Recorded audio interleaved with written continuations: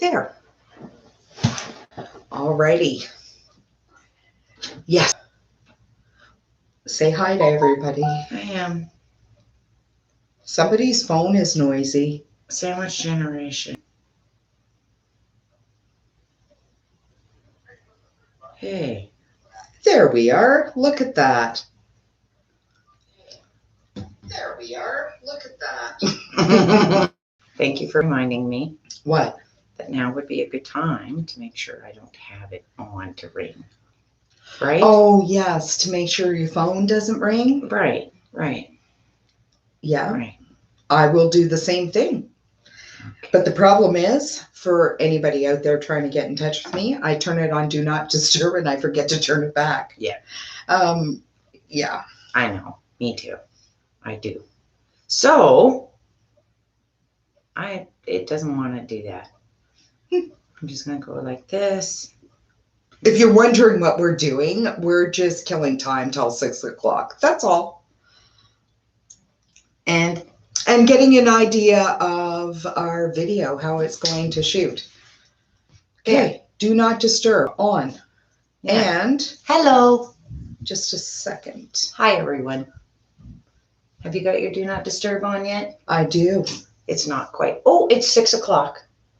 It is. And we're on time. Okay. What do you know? What do you know? Ready? We're on time. Are you ready? Yes. Hi, everyone. Hi, I'm Sheila. I'm Valerie. And this is 2 Days Litches. And welcome to our show. Sandwich Generation. Yep. Don't mind me. I'm trying to get rid of my gum. Oh, well, at least you're not choking on your woohoo. No. No. That was last week. Yeah, that was last week. So yeah. We'll leave that alone. Yeah, no, and I'm pretty sure you've already seen all the bloopers. Yeah, I'm pretty sure they have. Anyways, so this is our very own passion-filled project, talk show, hot topics, particularly Canadian, or you know what, majority goes around the world.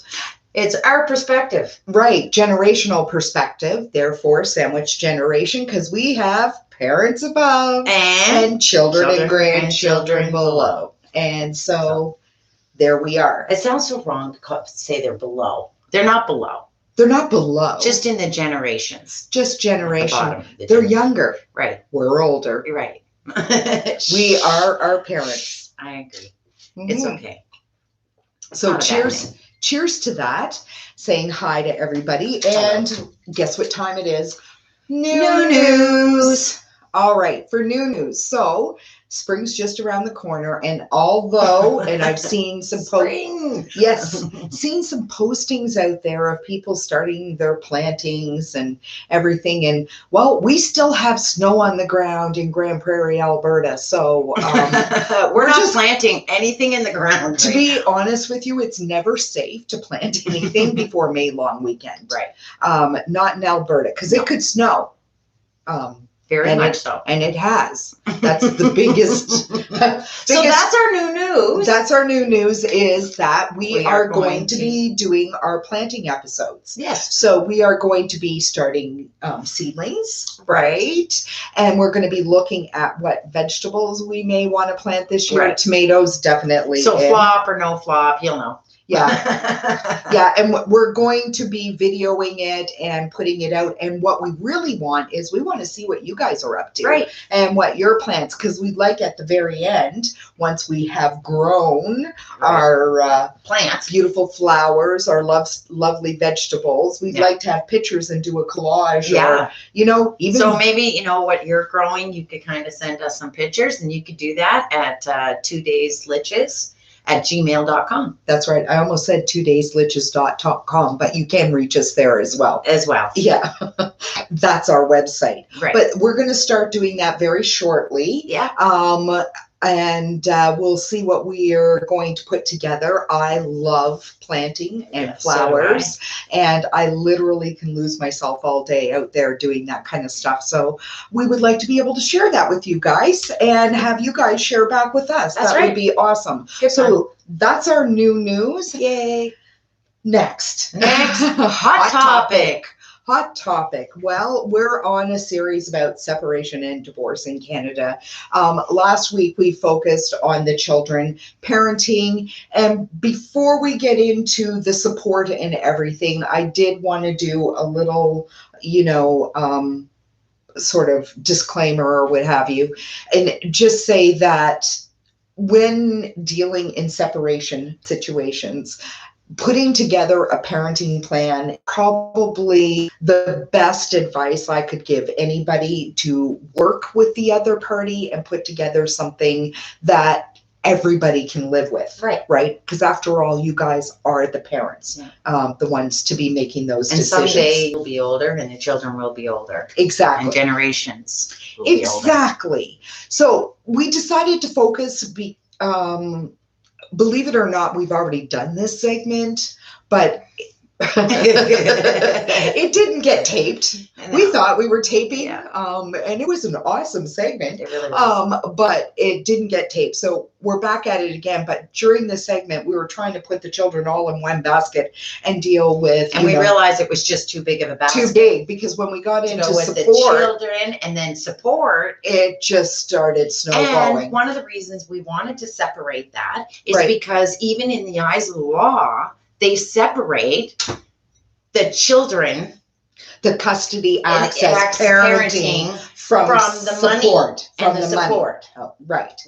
So if they can do that, we wanted to keep that right. We're separating the two. Yes. This is not about anything else but support tonight. Yeah, basically, this isn't just about financial. Because we're not talking about access to your children or anything like that, because that is not the same thing. Although people like to equate it. Oh no, and I've heard people say that, he hasn't paid the access, or he hasn't paid his child support, so he can't see the kids. Right. Well, and I want to we don't want to put he, she on any of this, because there are a lot of males. No, same thing. Females who aren't paying. Exactly. So it goes both ways.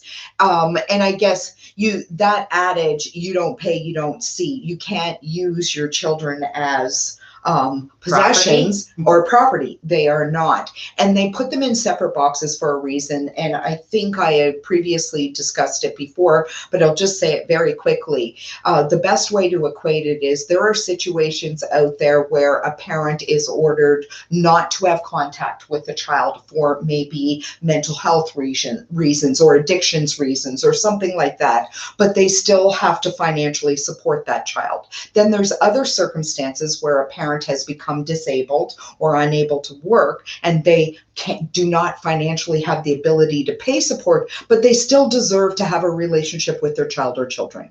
So that's the best way, just to wrap it up in a cute little nutshell, for you to realize the difference between why they don't put them in the same box. So now we're focusing on the support side of it. And I'm glad that you're here, because you give more of the generalized perspective of everybody else out there and what they think, and my perception and my perspective is going to be vastly different, because I had worked in the area of family law for so many years, right? So I can basically talk about legislation and how it's applied and everything.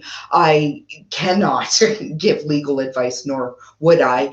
And I definitely think that some of anything that you can get on the internet, and yes, the federal child support guidelines, all of this information's out there. The biggest problem people have is deciphering the information, because as it's been pointed out to me many times, we speak in a different language. Yes. Right? And it's very difficult sometimes for the general population to understand what we're referring to. Right? So I think it's very important that, maybe the translation is more important than anything else in this perspective. Right. And so I started off by saying, okay, the federal child support guidelines are under the Federal Divorce Act. They were implemented May 1st, 1999. They go right across Canada in every province and territory. Therefore, if you were married, separated, and going through a divorce, you are going to fall under the federal jurisdiction. Right. Now, in every province and territory in Canada has adopted those federal child support guidelines into their own provincial legislation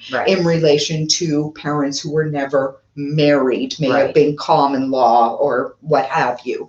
But these guidelines, these tables apply pretty much right across the country. So the best way to explain how it's approached now is there was family law changes at a very rapid rate. As we had discussed before, remember I was saying in the 80s, all mothers, all women automatically got full custody, sole custody of the children. Unless it was a death of a... of the children. I mean, exactly. So the thing is that the family law has changed so dramatically since then, and they've really moved forward in the area of mediation, collaboration, dispute resolution, trying to get families to work together to resolve the issues. But the reality is there's a set of legislation that applies here with the federal child support guidelines, and then every province and territory has their own provincial legislation. So the reality is it's based on income, it's based on gross income. It is no longer taxable because all child support prior to May 1st, 1997, actually 99, that's when Supreme Court unified. 97, May 1st, 1997. Boy, I'm getting old. Anyways, it just hit me.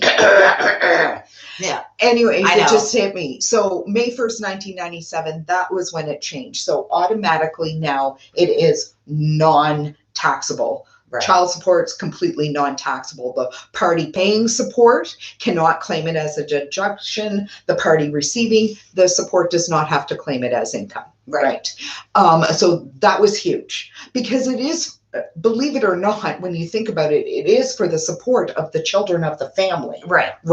And that's where I come in, and that's where I can speak to, because I don't know if the impact, first of all, is where I can talk to that impact. Remember I said to you, we had been talking earlier, and I said, for me, I was at the age where how it affected me financially, the divorce affects me financially, because I think I was 13. It has to. So you go from, I don't know, I say ponies and rainbows and butterflies and buttercups to all of a sudden thinking about those things. I never, from not thinking about that stuff, this is why, to thinking about it, explaining it, this is why the federal child support guidelines changed.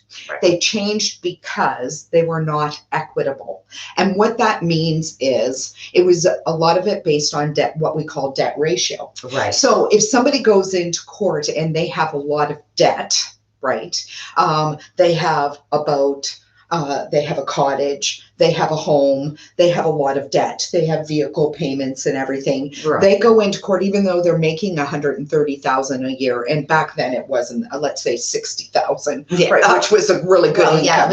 And that's why the support guidelines have changed. But what happened then was the court would order based on debt ratio. So a guy who is making 60, 100, well, we'll just put it in today's perspective, $100,000 a year might be ordered to pay $500 a month for 2 children. However, there might be a guy who makes $32,000 a year and doesn't have a lot of debt, but he is now ordered to pay $1,000 a month for 2 children. Do you see? Now, they based it on what we call standard of living. So that's when it's, and I've said this before, children that come from a home that the combined income is $100,000 a year, that's the standard of living they are used to. That is their standard But of living. how do you get it's almost impossible to You try can't. and keep that. And that's the problem here is, okay, so I equate it to, let's say, a military family, because this used to happen, where dad's transferred a lot, mom does work because she can't really keep a job for any length of time, because in a couple of years, they're usually moving. Right. So what ends